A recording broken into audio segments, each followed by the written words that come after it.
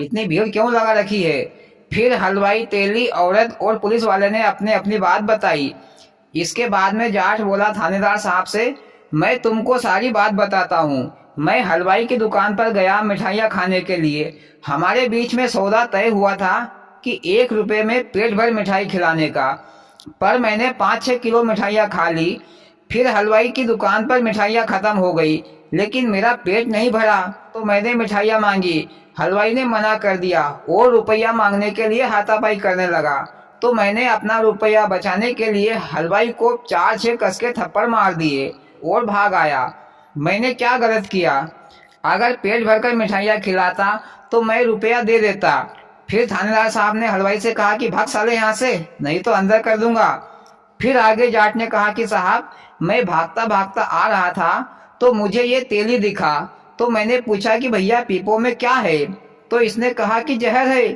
तो मैंने सारे पीपो को फोड़ फाड़ दिए। साहब, 2 बूंद जहर एक आदमी को मार सकता है, तो इतने सारे पीपो में कितना सारा जहर होगा?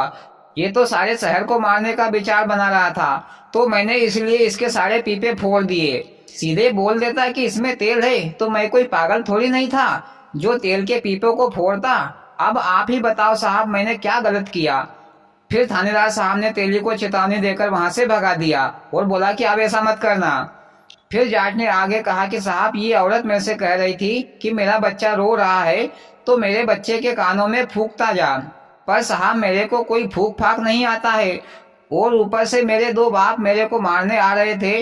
वैसे ही मैं जल्दी में था, पर ये औरत ज्यादा ही जिद करने लगी तो मैंने इसके बच्चे के दोनों कान काट कर फूंक मारता हुआ वहां से भागने लगा। फिर थानेदार साहब ने उस औरत पर भी चिल्ला चोट करके वहां से भगा दिया।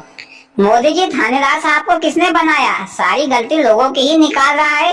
अरे जाट थानेदार का कोई रिश्तेदार लगता है क्या? भैया, रिश्तेदार नहीं लगता है, पर सही कर रहा है। हाँ मोदी जी, फिर क्या हुआ?